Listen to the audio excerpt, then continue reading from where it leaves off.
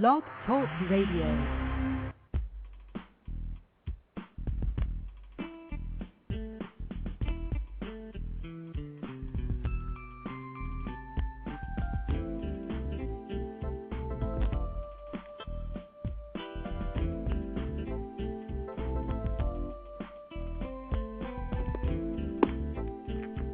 Hi, everyone, and welcome to Franchise Interviews, where we're asking the franchipreneur who owns one. I'm your host, Marty McDermott, with my co-host, Don Johnson. And if you've ever dreamed of owning your own business, then you've come to the right place. We have a great show today. We're meeting with Sam Ballas, CEO of East Coast Wings and Grill, and Lisa Allen, franchisee to East Coast Wings and Grill. And Sam and Lisa will discuss the East Coast Wings and Grill opportunity and why East Coast Wings and Grill has enjoyed 24 consecutive quarters of positive same-store sales increases despite other restaurants seeing consecutive losses.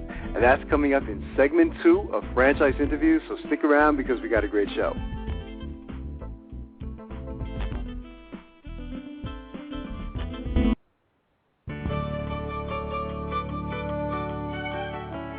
Are you one of those special people who are willing to go after your dreams and goals? Are you ready to fulfill that dream of owning your own business with the security of a proven brand? The opportunity to take control of your future and own a Rita's Italian Ice franchise is within your reach. Rita's is seeking success-oriented individuals who are ready to make a change in their life, and Rita's offers unparalleled training and support to assure your success. And did you know the frozen treat industry is a recession-proof industry, and there are Rita's in 23 states currently with 540 stores open. Rita's Italian Ice has been around for 25 years and is listed as a top-performing franchise by the Wall Street Journal. Now here's the really good part. Rita's Italian Ice is a unique and amazing taste treat. It's smoother than a snow cone, and it combines ice with real fresh fruit. The real fruit adds dramatically to the taste, and it comes in over 40 flavors. The ice and fruit are mixed on site and made fresh daily, and it is delicious. You'll want to know more about this exciting and successful franchise opportunity. Go to www.ownaritas.com and get all your questions answered. That's www.ownaritas.com to take control of your dreams and future today. You don't want to wait any longer to be a part of this adventure. www.ownaritas.com.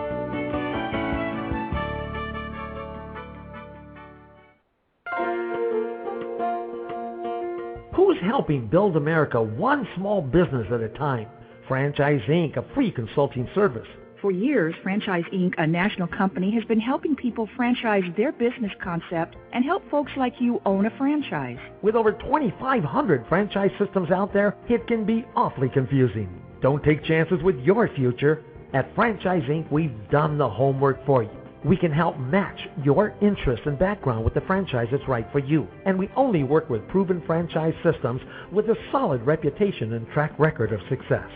The consultants at Franchise Inc. can help you with your short and long-term wealth strategy. Give us a call today and we'll send you free our best-selling book, Solving the Puzzle of Owning a Franchise. Remember, it's not just owning a franchise, but finding the right one for you. Call us at 800-961-0420 for a quick consultation to discuss what's important to you, your business, and your future. The service is free. The book is free. What do you have to lose? Find the business that's right for you. Call Franchise Inc. at 800-961-0420. That's Franchise Inc. at 800-961-0420.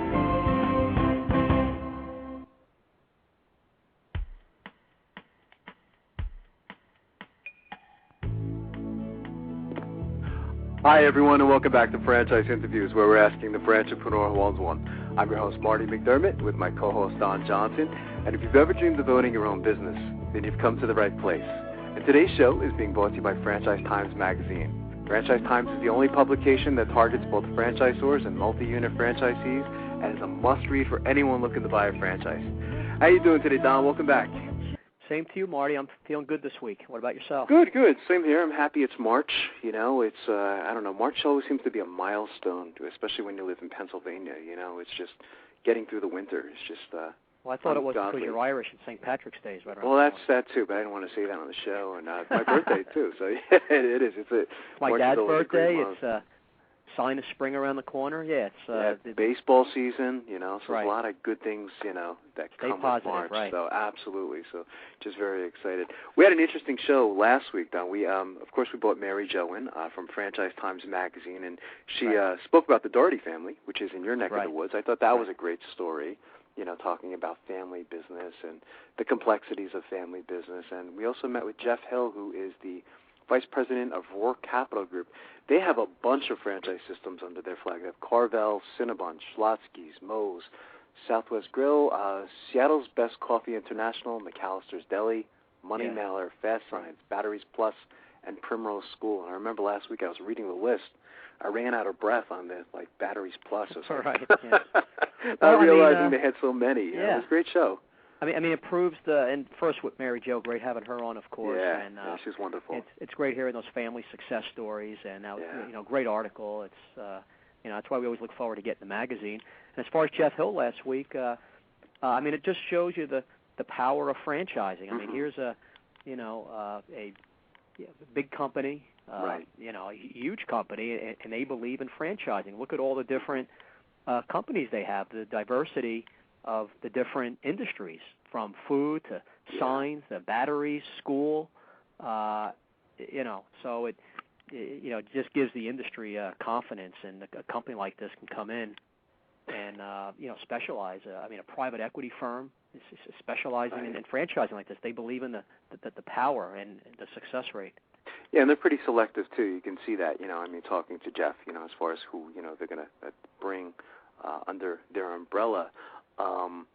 But it looks like, to me, I wouldn't be surprised if they start getting into the senior care. I don't know if they kind of hinted, if they're going to be looking toward that industry, but they do. They have a nice, diverse franchise group. I think they're going to stick with fast casual. It seems like that's worked out very well for them. And some pretty old franchises under their name too. Carvel. Being you and I coming from this part of the country. My God, it's just really a household name, isn't it? It's just when you think of Carvel, you think of the commercial, don't you? Right. Yeah. Well, that's an interesting show to have one day just on Carvel, and the owner who did a lot of his own commercials. Yeah, that's true. Very similar to Dave Thomas.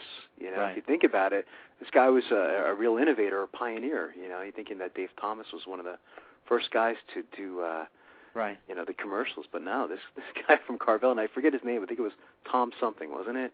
Well, it's interesting. Who knows better their product and brand than the founder, and to do their commercials, and it was effective. Sometimes you see that a lot now with Papa John's, don't you? It's which I think they're from your neck of the woods too. Nice gentleman. He's doing all their commercials now. It does kind of remind me a bit of, Dave Thomas when he did the commercials. And it's interesting with Dave, watching the biography. I think you've probably seen it on the biography channel, but he didn't want to hire anybody because he was, not to say it was too cheap, but he thought it was too expensive to get a spokesperson like a Michael Jordan or whoever it may be. So he says, what, I'll do the commercials myself, and it turned out to be a great move for Dave. It was really made him a celebrity, that's for sure. Well, how about something like Subway? They hear a success story of someone losing hundreds of pounds by using their product, and they've been using that person for over 10 years now. Yeah, Jared, is just, and I got to interview him in the early days, and he was just such a gentleman, when I got to interview him. Really nice guy, but just such an inspirational story. I don't think you'll see, a story like that again. We both read the book, and, Yeah, it was. It was a great book, too. I read that book, with, Jared losing all that weight, and I think you read it, too, so it's good stuff, But I know you're pretty tired today because you were up reading late last night, so I'm sure your wife is irritated with you. Yeah, very unhappy. Staying up all hours of the night, finding interesting franchising stories to do on the show. There you go. As I've been doing now in our 4th year. That's right. So good. Well, today we're having, Sam Ballas, CEO of East Coast Wings, and Lisa Allen. Did you say she's the first franchisee? I believe she's the first franchisee. We're going to have to confirm that. But, yeah, she's been with them, I think, for a while now. And, I can't believe that we haven't had a wing franchise on in almost the 4 years of doing this show. I can't remember anyway. Again, I used to be able to recite the shows verbatim, from 1 to, I think, 125 is where I lost track. No, but I don't think we've ever had a wing franchise, so I was excited to have them on today. It's we can't even keep up with either the shows we have booked or the future shows that we're going to have on. It's just amazing. I mean, and I'm glad you said that, Don. I mean, because while we're on the topic, next week we have Margarita's Mexican restaurant, which should be interesting. Right. I don't think we've had too many, if any, Mexican restaurants.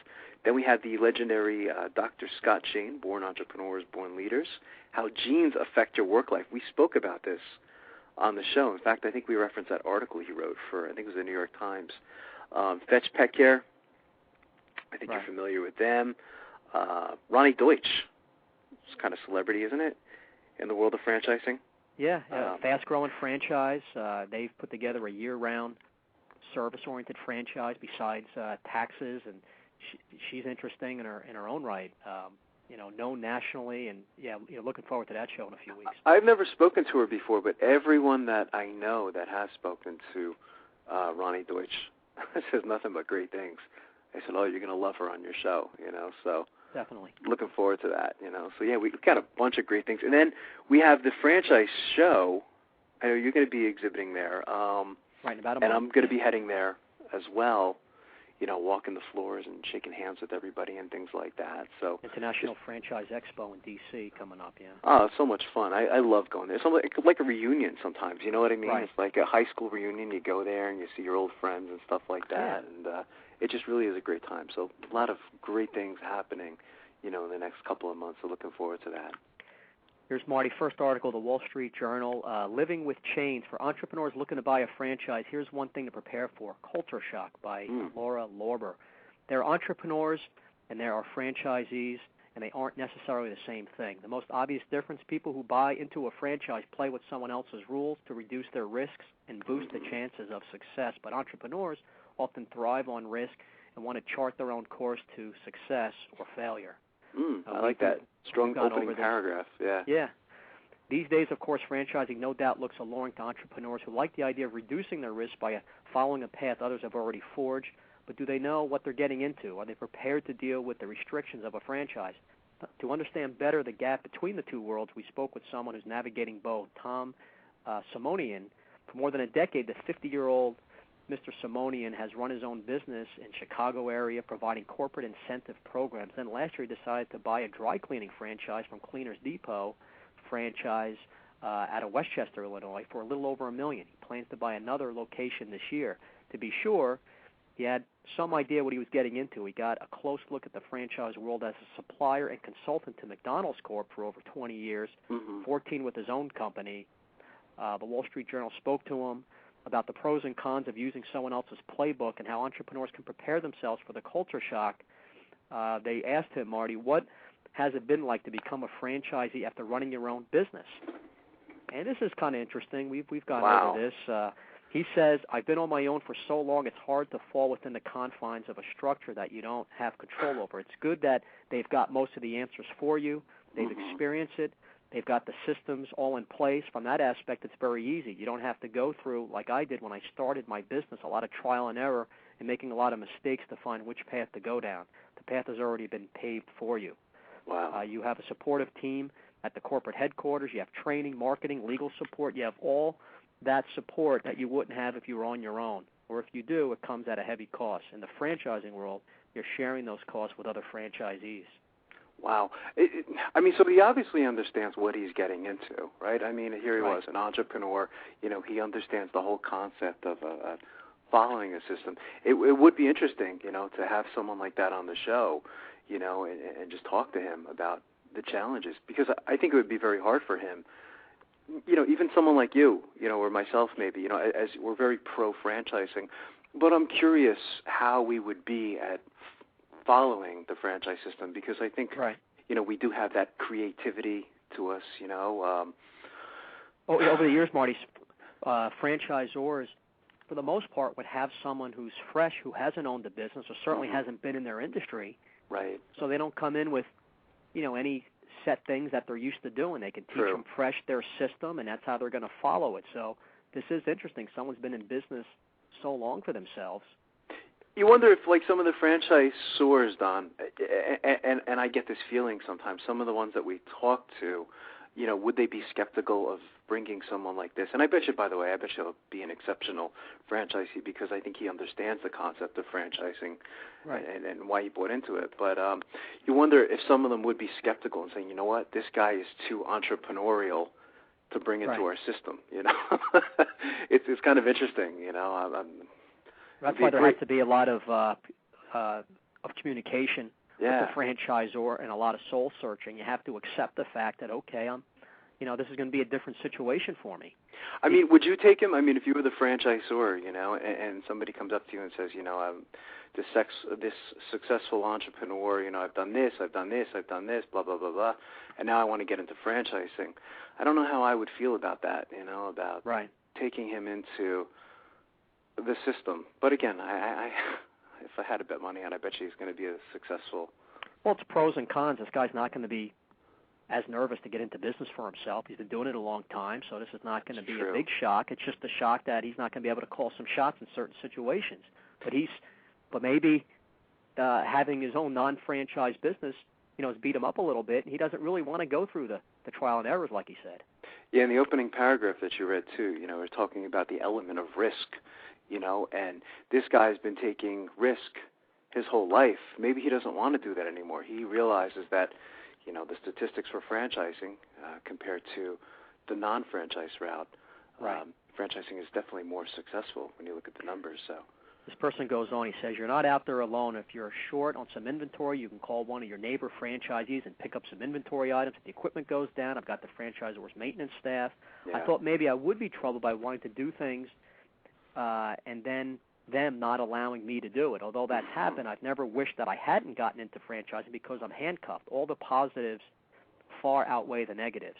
The franchise world is not the world for an entrepreneur. An entrepreneur wants to go out there and either take something to rework it and make it better or start from scratch and build it.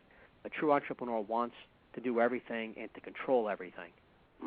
Yeah, we've had this discussion so many times. You know, the level of entrepreneurship I think is there. I agree with you, you know, with a franchisee, but of course it's not as high as his past life, you know, of being that creator, you know, creating something from scratch, a blank piece of paper was what this guy was used to. So it's a great article. Yeah. Here's something, Marty, from Central PA News, right in your backyard. There you go. By Joel Berg through the Patriot News. Franchise sector expects better 2010. After a dismal 2009, the franchise business is hoping for better times in 2010. The sector is expected to add about 36,000 jobs this year after shedding more than, they say here, 400,000 jobs last year. Wow. I guess that's in a lot of the small, you know, mom and pop taking everything into an account. Right. That information released by the IFA represents about 1,300 franchisors and 12,000 franchisees. The recovery would be stronger if loans were easier to get. Obviously, that's something we've all been dealing with for a long time. Right. A lot of our members have prospects who are ready to go, said Alyssa Harrison, who we've quoted, Marty, like 100 times, and we have to get her on the show. She's with the IFA. They're just having trouble getting the financing. The loan demand from franchises is expected to reach over $10 billion in 2010, according to another study released by the association, but banks are expected to lend no more than $6.7 billion. So demand, this has been the case for a year, the demand is, you know, for financing is so much more than what's happening. To spur more lending, the association is urging Congress to lift the cap on loans backed by the U.S. Small Business Administration to $5 million. Right now it's $2 million.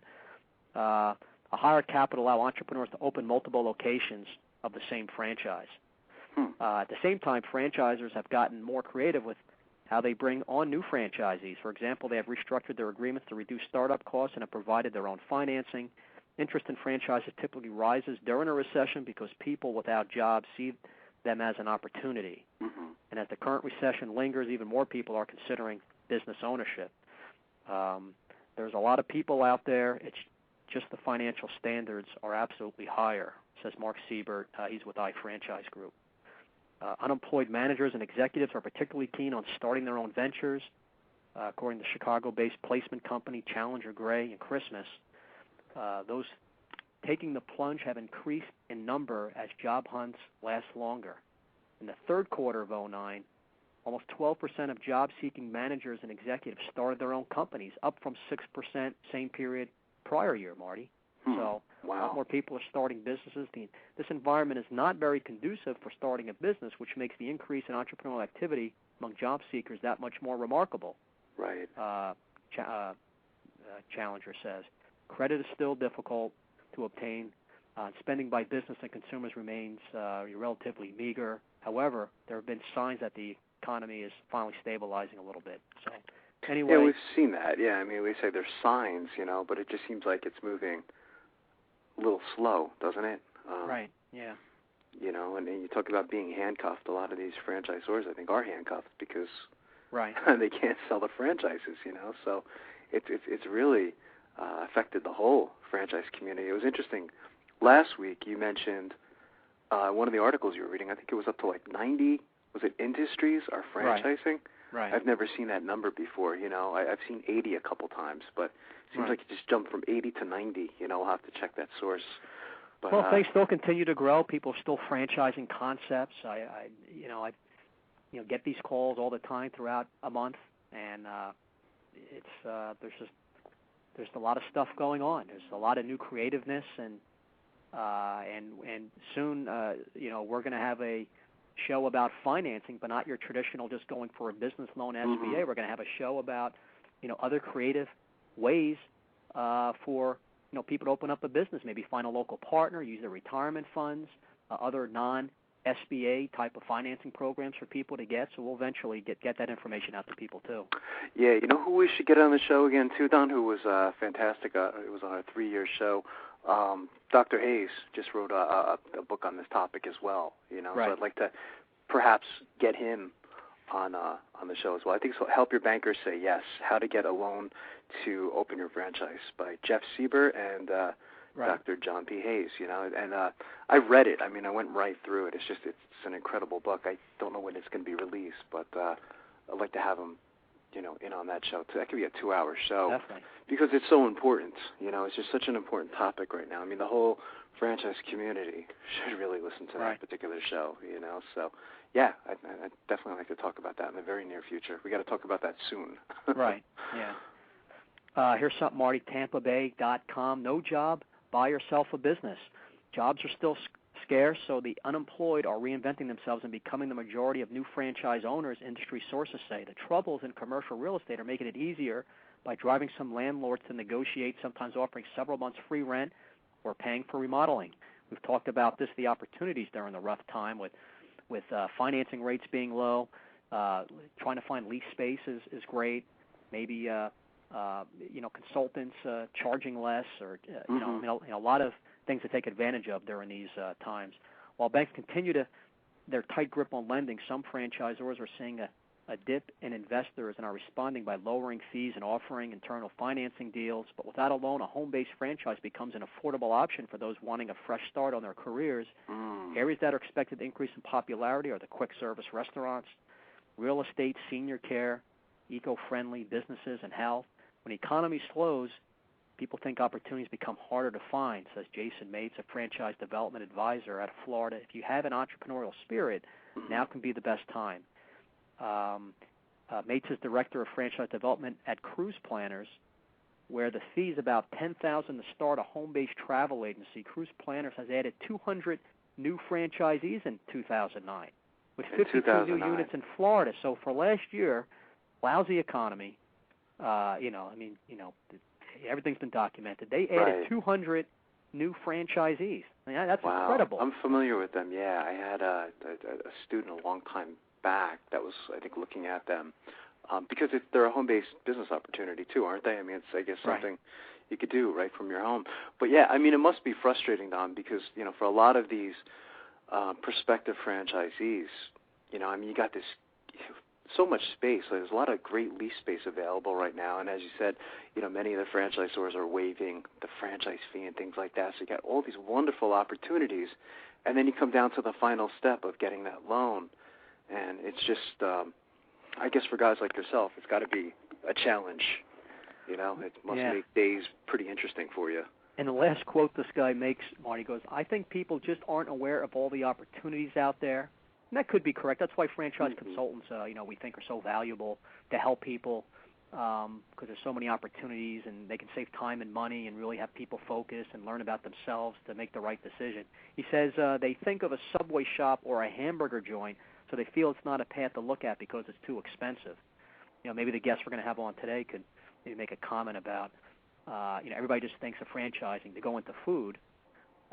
There's other opportunities, but there's so many good opportunities even in food if you have the right franchise and you think it's the right fit for you. Yeah, that's if you have so the right key about doing your due diligence and going with the right company and getting to know the principles of the company, and you can't rush into anything. No, and that's what Jeff was saying last week too. Is to not rush into a franchise opportunity. So I think there's a lot of people out there. You and I have been doing this a long time. I think they get so emotional.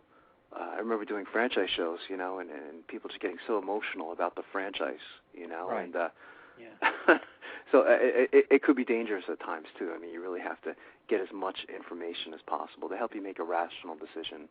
Yes. In the purchase. So, yeah, absolutely. I mean, I think those are three great articles, Don. So, great discussion. We could probably talk a little bit more about it next week as well. Definitely. I see Sam and Lisa have called in. So, why don't we do this? We'll take a quick break, and we'll be right back with more franchise interviews.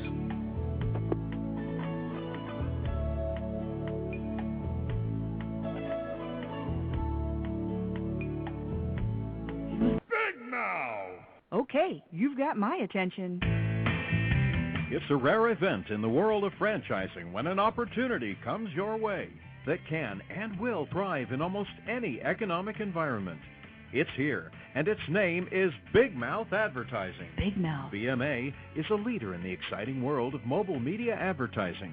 Why is mobile media advertising able to defy the economic cycles? The answer is obvious. In times of economic weakness, advertising is crucial for survival as the consumer dollar is scarce and the competition fierce. What is mobile media? It's the newest and fastest growing segment in the advertising world. Mobile media brings the message directly to the consumer.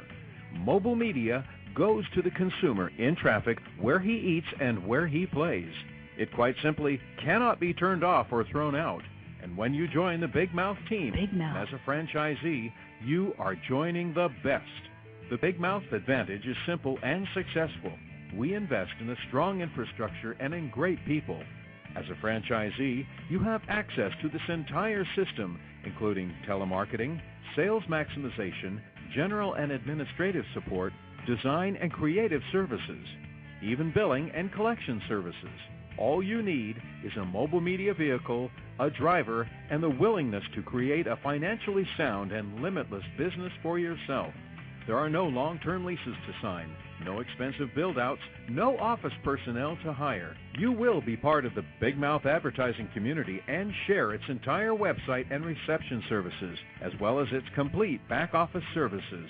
This virtual office guarantees you the freedom to close those sales that will make you a success. We are so proud of our successes that we have voluntarily disclosed our revenue statements. Now, how many other franchises are doing that? Even in these historically rough financial times, Big Mouth Advertising has become a dominant force in the mobile media industry.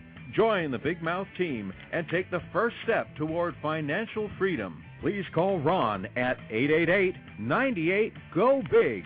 That's 888-98-GO-BIG. Big Mouth! Need a business loan? Talk to Diamond Financial Services, the experts in franchise financing nationwide.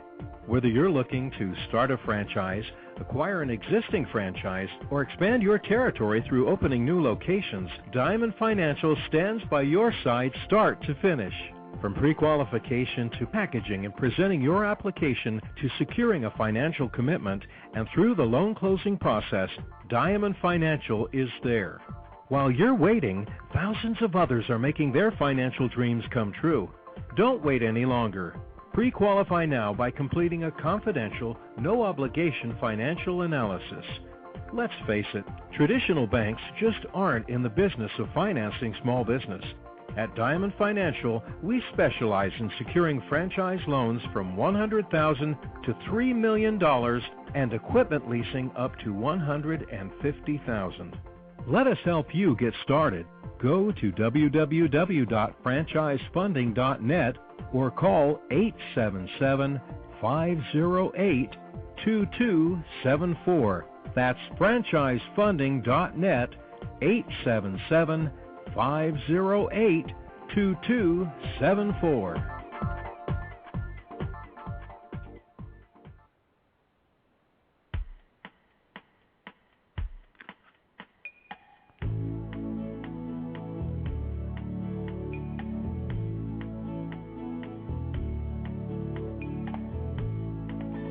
Hi, everyone, and welcome back to Franchise Interviews, where we're asking the franchisepreneur who owns one. I'm your host, Marty McDermott, with my co-host, Don Johnson. And if you've ever dreamed of owning your own business, then you've come to the right place. And we have a great show today, Don. We're meeting with Sam Ballas, CEO of East Coast Wings and Grill, and Lisa Allen, franchisee to East Coast Wings and Grill. And Sam and Lisa are going to discuss the East Coast Wings and Grill opportunity and why East Coast Wings and Grill has enjoyed 24 consecutive quarters of positive same-store sales increases, despite other restaurants seeing consecutive losses. Hey, Sam. Hey, Lisa. How you guys doing today? Hey, how's it going, Marty? Good, thank you. Sam and Lisa, joining us is my co-host, Don Johnson, and I know, Don, you wanted to say good morning to Sam and Lisa. Hey, guys, thanks for coming on. We appreciate it. We look forward to hearing all about East Coast and how it started and Lisa's experience. So, thanks again. Thank you. Yeah, absolutely. Thanks, Sam, I thought I would start with you and see, where are you calling from this morning? I'm in Winston-Salem, North Carolina. Okay, good. And Lisa, it looks like you're probably calling from the same area, right? I see the same area code. I am. I'm at East Coast Wings and Grill in High Point. Oh, that's fantastic. How's the weather down there today? A little dusting of snow this morning. Oh, okay. You guys have been getting hit this year, so yeah, it's been an unusual year. So, yeah, I thought I'd start with you. The next question as well. How did you get involved in East Coast Wings and Grill? Well, man, Marty, I'm from Greek descent, so the restaurant industry has been in my bloodline since, I guess, birth. And my past careers have led me through the financial part of the country with running AIG for Hank Greenberg, North Carolina, and some real estate work. And in the mix of those financial opportunities, I was an investor in some real estate where this small wing concept, I'd say probably about 28 to 30% of what it is today, was getting ready to close the doors. Right. And I had walked in one day and to make a neat 2-hour story, 2 minutes, inquired what was going on, the frustrations they were having. Yeah. My family was trying to lure me back in the restaurant industry with just the ability of number crunching and marketing knowledge. And so I contacted my brother-in-law, Steve Kontos, who was right out of college into the restaurant business. Unlike myself, he came out of college, went to the financial arena, and we bought it. Wow. That's a great story. Lisa, what about yourself? I mean, what were you doing in your previous life before becoming a franchisee? I was in the corporate world for about 10 years in the pharmaceutical industry and procurement, and put a lot of heart, soul, and energy into doing it for the big guy, so to speak. Right. And I wanted to find an opportunity for myself to put heart, soul, and energy into something for myself. And had never been in the restaurant industry before, but knew of the little restaurant that Sam bought and made a cold call to them one weekend and said, I just want to come spend the weekend with you guys and see if this is something I want to do. And at the same time, I think they were having the discussion of franchising. So a cold call led to a franchise opportunity. Wow. Yeah, it's pretty that's situation. incredible. Yeah, it is. Go ahead. We had just sat down the week prior to that cold call, Don, and I watched the numbers for 14 months from the inception of this takeover and the changes that we had made to this small little opportunity that we picked up, and we had increased revenues by 120%. Wow. And now, I thought, what was wow, it, Sam? What was it specifically? I mean, there's a lot of competition in food, and wings are popular, but obviously, you really had an impact in the local market. What was it specifically that you felt that really brought East Coast up to another level? Well, we had a trump card. I mean, we grew up as Greek Americans in the marketplace, and our fathers and our uncles and our grandfathers, and anywhere we turned in our community, it was restauranting.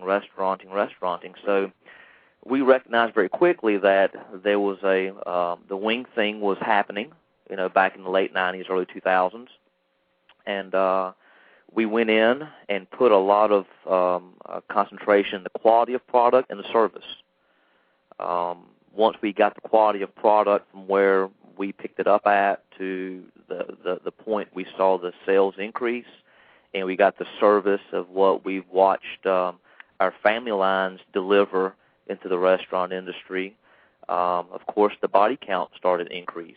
A few months after noticing that body count increase and the traffic flow increase, we started noticing a little shift of the type of patrons that were coming in. We were losing some of the sports-driven, wing, bar-driven patrons, and we were attracting, the attorney and the wife and kids, and the doctor and the wife and kids, and, of course, the wing connoisseur and the wife and kids.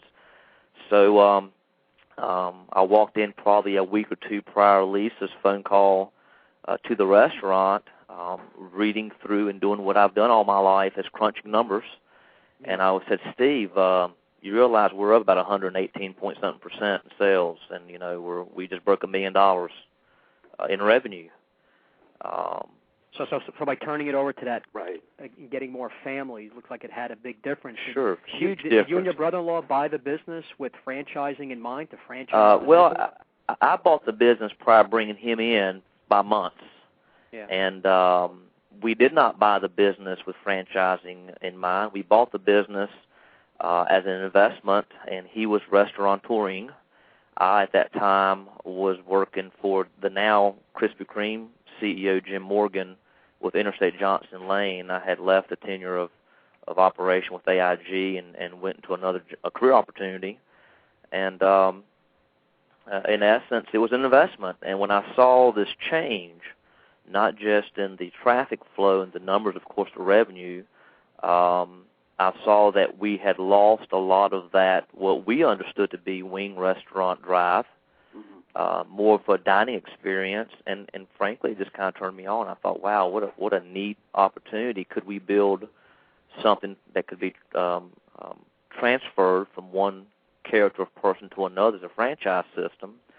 And when we saw that notion, I basically dove in as part of the agreement of Steve and I and said, I'll go do all the homework and travel to the Southeast and visit franchise systems and go to the rah-rah hotel speeches and talk to some CEOs and talk to some people that have developed systems and figure out if this is something that we can do, that we can pull off. Right. And, of course, it becomes history now. You've been franchising for how many years now? Lisa was our first franchisee, in fact. I believe, Lisa, what you opened in 2004? 2004, 6 years. So now, 6 Lisa, years this July. Now, were you sold because the fact that you were going to be a franchisee? I mean, was that part of the appeal? Because, you had never been in food, and just owning a business and not having the experience, I guess that was a big allure, the fact that Sam and his brother-in-law have all this experience and that they were franchising. Is that why you made the decision? Well, definitely one of the decision factors. We probably spent about a year and a half, talking and meeting and spending time together. And I traveled to several different other franchisors' corporate offices and had, sit-down meetings with Wingstop, with a restaurant out of Dallas called Moe's. Several different wing concepts, and I was just really into East Coast wings. I believed in Sam and the excitement that he and Steve had about the restaurant that they had in Winston and the growth, and I just really was turned on by that excitement and that drive and the whole growth that that they wanted to build on. I wanted to be part of that. Right. You want to be part of the the big picture, the potential, and so you took on a little more risk, but it seems like it's working out for you. And Sam, when you talk about East Coast to new prospects, how do you describe the system to them really in just a few sentences? Well, we're basically like I said, we're true restaurateurs. I mean, we bought the restaurant initially as an investment, and then turned into an investigative and R&D and of a franchising system. And we're an elbow grease restaurant. I mean, we have today currently a third prototype. So we have 3 opportunities with the brand. You could be a full-size 4,500 square foot, or you could be a counter service, which is how Lisa started, at 1,900 square feet or 2,000 square feet. Now she's grown to almost 3,700 square feet. Or you could do a QSR, kind of a quick casual 1,400 square foot, we're just now launching in 2010 to assist the area developers in capturing more market share. But, the best thing I think that we do and what we tell the candidates or the prospects is, as the previous comments or calls you had, why would the food interest them? 44% of the country embeds dining experience in their lifestyle. I mean, that's a huge market, and what attracts people to franchising and predominantly to food franchising is those types of facts. It's typically an immediate cash business, and how you manage that's a whole different discussion. But we tell these folks that you need to really do your homework. We've had many opportunities that we have declined because we felt our distribution systems and our corporate structure was not in the right position to handle a Georgia or a Florida or a Texas in some cases. We want to grow it the way we thought we can assist the Lisas of the world manage and help them grow their net operating income, their NOI. So what we tell them is that you can't come to East Coast Wings and Grill and be a complete absentee owner. Right. It's not what we feel like makes the opportunity of franchising as a system, because of course franchising is not an industry, it's a business model.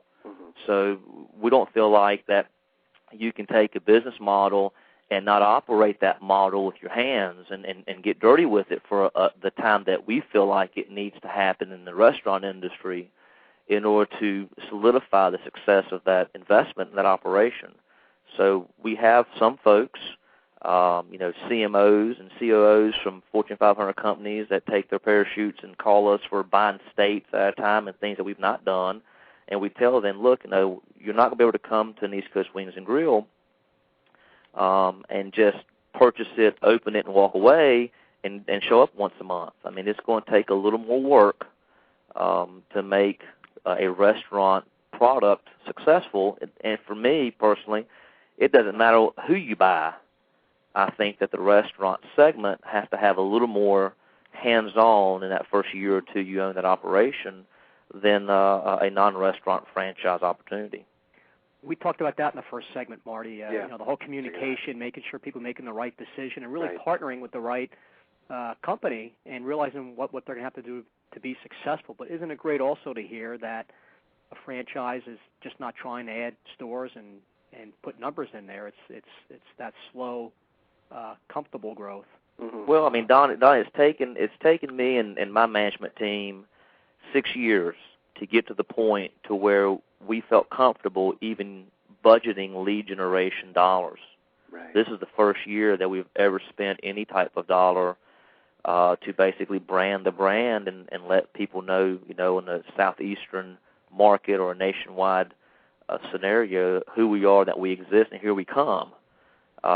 We probably could have done some of the mistakes, respectfully, that we studied back in 2000, 2001, and today, have that item 19 with, 40% of our stores meeting the mean average, and item 20 with, 25% of them closing, and all that things that we studied. But, we have no debt, and I decided with the management team to grow it one store at a time, one successful NOI at a time, the best of our ability. Of course, there's an obligation for a Lisa of the world and a franchisee to do their end of the bargain, but we feel very compelled to grow at a pace that we feel like that we can impact the assist of franchisee growing their net operating income. I mean, without the franchisee succeeding, what do you have? True. Right, absolutely. Do you like Lisa being referred to the Lisas of the world all the time? I love it. Lisa's dynamite. I was going to say, yeah, Lisa's a great example too, Don. You know, I think you're saying, Lisa, it took like about a year and a half to, I guess you could say, make this decision, which is great to hear. You know, we've seen a lot of new franchisees or prospective franchisees make the decision, I think, way too quick, right, Don? You know, right. So Lisa is really a great example of someone who, you know, did their due diligence. And I was curious, Lisa, like, what was it about, you know, this particular industry that attracted to you? I think right now in franchising, they're up to like about 80 or 85 different industries. What was it about this? Because it is a big shift, kind of from what you were doing in the past. Right. Was it the excitement of the industry or the restaurant? It was both. I mean, I was ready to do something for myself. I was ready to be involved in ownership, and I was ready to get out of the corporate world. Yeah. I was, you know, the shift has been so rewarding. In the corporate world, you meet a lot of people and you developed a lot of professional relationships that really don't mean much in the broad scheme of things. But you know, in the restaurant business is very community driven, and I've had the opportunity to make, instead of those professional relationships, a lot of personal relationships within the community that means something. You know, it's really enjoyable to make that shift. Yeah. Were you surprised now? Is this something that you thought about, like, you know, as a young child, like owning your own business one day, or are you surprised, Lisa, or is your family surprised, or people that know you? My family was very, very surprised. They were. It's interesting. Yes. Yeah. It's you know, if I asked you this question maybe, you know, 15 years ago, you know, or I told you that you were going to own your own franchise, if you'd be surprised if I said that to you, you know, looking into I wouldn't believe you. My family would not have believed you. It's fascinating, yeah. Right. My father has always been in the corporate world himself, right. And that's how we grew up, and that's how we knew that life was supposed to be. You get up at 8 o'clock in the morning, and you go to work, and you get off at 5. Yeah, I came from a similar home. Right. That's the way it was, and totally different. Now, how did you get over the fear? I mean, people listening to the show, they're, I've never been in food, or I'm scared to open my own business. It's a rough economy, but I know you've had yours for a little while. But how did you get over that initial fear? It's always any business you open up. I mean, what got you over the hump? Confidence in the franchisor, confidence in the system that they've put together, and you have to have confidence in yourself, and you have to be able to say, I can make this happen. And but at the same time, you have, like I said, you have to have confidence that you do have support, and that's something that Sam, Steve, and the corporate office, I can make a phone call, they're going to answer. If I need help at the restaurant, they're going to be here. So they've proven themselves. Right. So it's just being able to have that confidence in what you're buying into. And that's the power of franchising. You always have that support. If something's not going right, or it's always a phone call away. Marty, I'm getting tired of doing these shows right before lunch. You should see their website, the homepage. Wings. It is a killer. I know. I love wings, so I'm just. Thank God we're not specifically talking about the food right now. Oh, absolutely. Well, I was going to bring that up. What is this insanity wing? Is it, somebody was telling me about that, or is it that really hot wing? I'm very, very interested because I want to try it. Well, let me disclaim up front. It's not Dave's Insanity Sauce, which we were accused of about 5 years ago. Okay. But in essence, when I got involved with East Coast Wings, before it became East Coast Wings and Grill, we had a challenge by a patron of creating a wing that he couldn't eat. And through a lot of research and R&D, we came across an ingredient that is extremely hot, and we brought it in, and about a week later we gave it to this patron who almost passed out, and then when he ate the wing and he went through his 2 gallons of water and bread and all the things that he did, and we all had the fun and we laughed and joked, he turned to me and said, "Man, that's insane." And as simplistic as that is, it kind of just stuck in Sandy wing. And once we started getting accused of Dave's and Sandy sauce, which is not the issue, we tried a couple of times maybe to change the product's name and how we would work with it, but we just couldn't get rid of that Sandy wing and Sandy wing and Sandy wing. So what we did have to do is we made it more of a trivia product, and we put on the menu as a 1 wing item because we never could get anybody to handle a couple of them at a time. And so now they buy at 1 wing. We have to have disclaimer signed because it is so hot that it could put you down. After an ambulance call in a market in North Carolina where somebody literally hit the floor, our legal team said, "Okay, Sam, I think it's time for a disclaimer." So, okay, we agree. Let's have a disclaimer. So disclaimer went on. Of course, when the disclaimer hit the menu in the public, it kind of grew like fire, and then we started seeing us on YouTube, and then we started seeing us. Yes, I saw it on YouTube, Yeah, so it's just a very, very hot ingredient that we add to our wing sauce, and it is many, many times hotter than a habanero pepper. Wow. So it is, I think the 1 wing gets maybe, I want to say maybe a toothpick, a dip a couple of times stuck in that wing, and that's about all it takes to get somebody fired up pretty hot. Wow. Well, when I come down your way, Sam and Lisa, I'm going to try it. So absolutely. I'm looking forward to it. So did you guys want to talk a little bit about training, because it's important to our listeners? A lot of our listeners right now are aspiring entrepreneurs, and it's always a big question that comes up: is what is the training like? And it could be either to you, Sam, or Lisa. Well, I'll make a comment, and I think the listeners hearing a franchisee's perspective would be even more powerful. But our training process has evolved. The philosophy of corporate is that every quarter that goes by, what new did we create to make us better? It's not annually. Every 3 months, what did we do to get better? And, of course, the most important part of any franchise system is training, bar none. Once you've decided your due diligence is done, and once you've decided that this is an industry you can live in, then training is right there with those decision processes. So we evolved from, when Lisa came aboard, we had a 10-day training process. We kind of like followed the flow of franchising. And as we evolved and saw the need to be more intense, it has grown to 21 days of initial franchisee training. And as Lisa made a comment to, and I'll yield to her in a second, we work pretty hard in watching our franchisees operate. And sometimes we will react to a franchisee issue and show up at a store and say, "Hey, we noticed a segment of the menus declined in your operation, or we've noticed by a secret shopper XYZ. Here's how we can make it better. Here's how we can retrain you." So it's not just the initial franchise training that we have in the time. Now, we've launched our commissary 2 years ago in a different city, really close to Winston-Salem, our corporate city. And we have a test kitchen, a full test kitchen training center. So we take franchisees in, we train them through the whole menu with nobody interrupting us, and, of course, we send them through corporate with some classroom training, and then majority of our training is live, watch it happen, shadow how it happens, do it yourself as a process.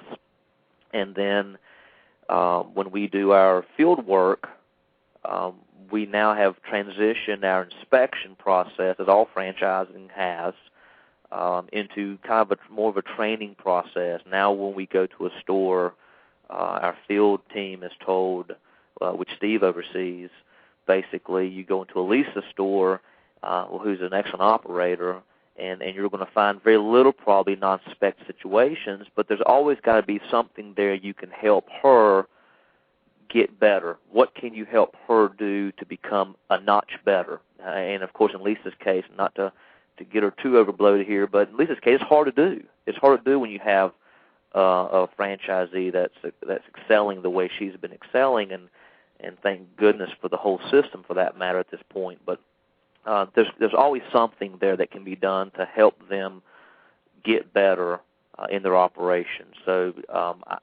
we basically have adopted a kind of an ongoing process for as long as I'm in control of the company. Again, it boils down to that comment I made 12 minutes ago, which is, without successful franchisees, what do you have? Right. And it's obligation of the royalty payment for the franchisor to be in those operations as frequently as it makes sense to be, whether it's by request of a franchisee for assistance or whether it's by a nature of a new item coming in, or in the restaurant industry, a LTO going to the table for a patron to see and test a product, or whether it's something we see on the systems as far as a percentage of drop or gain, or sometimes we call and say, hey, we just noticed your desserts were 25% higher than anybody last month. What are you doing down there? And we'll take that and network it as a new language of our brand in our convention this year. You know, we want to be a network where everybody communicates, kind of that Ray Kroc and Fred Turner McDonald's theory that, you know, sometimes some of the good ideas will come from the field. Oh, yeah, absolutely. Lisa? Fantastic. I mean, absolutely everything that Sam just mentioned, and to become as real as what we're doing today. We're rolling out new menu items today, and so last week we had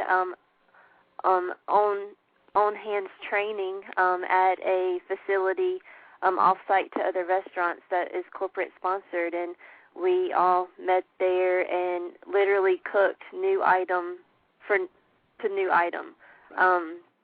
So, you know, we've already talked about the new menu items, cooked the new menu items, and then had additional discussion on the new items to make sure they're perfected today when we roll out our new menu in a few minutes.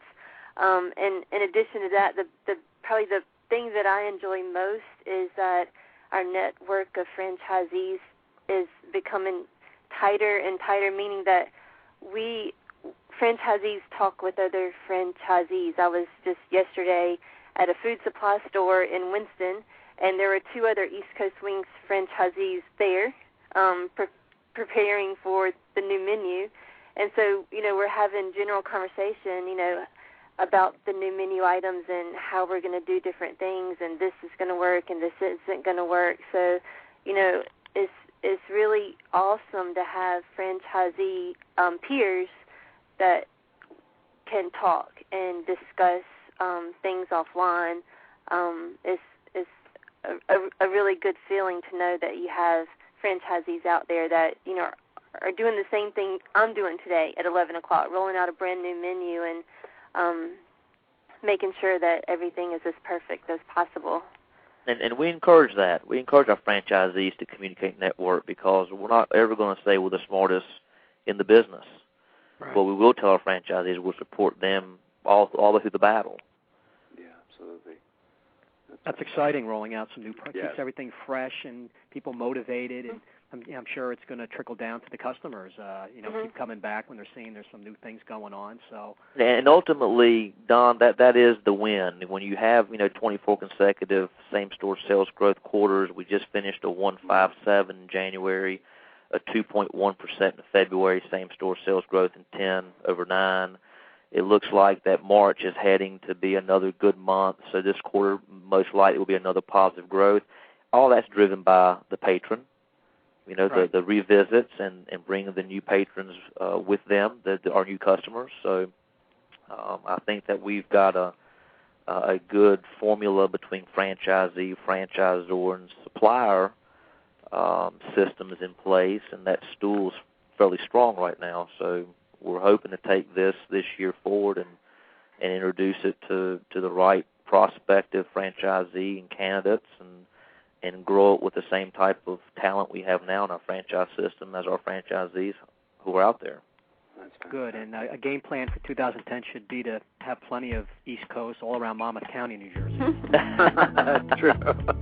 Sam, we say we have about 30 seconds. What's the best way for our listeners to get more information on becoming a franchisee? Are there any websites they can go to? Yeah, they can go to the website, eastcoastwings.com, and there is franchise opportunity tabs there, and franchising at eastcoastwings.com, and they can fill an inquiry out, and it comes to our VP of Site and Unit Development, and they'll get in contact with them. That's fantastic. And I want to thank you again, Sam and Lisa. You guys have been incredible guests, and we'd love to have you back towards the end of the year.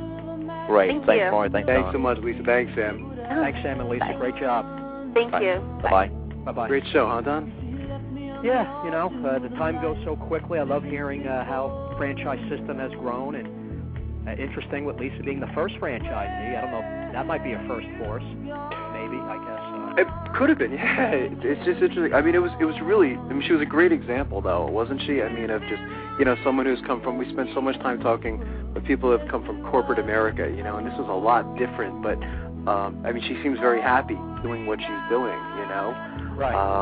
And she really did her due diligence, too, she didn't just jump into this thing, and I think that's what probably gave her confidence in making the decision, too, Don, is because when you do all this research, it helps you make a better decision. There's not much risk involved anymore, You've done your homework. What's interesting is that she took the risk. So, people out there, whether you're buying a franchise or starting up a business, there'll always be some risk involved. But, this seemed like a match, between both of them, the franchisor, franchisee, franchisor. It seemed like a good match of the two coming together, So just a wonderful show, great example of why we even created the show, Right. So absolutely. So you did a great job today on segment 1, Don, and also segment 2 and segment 3. Next week we have another great show. We're meeting with Margarita's Mexican restaurant, so that's another show. I'm sorry, we're going to get hungry again. So so go have some wings, Don. No doubt, Marty. Great job. Right. See you next week. Thanks. And for our listeners, go to franchiseinterviews.com, go franchise.com, and franchisefunding.net. We'll see everybody next week.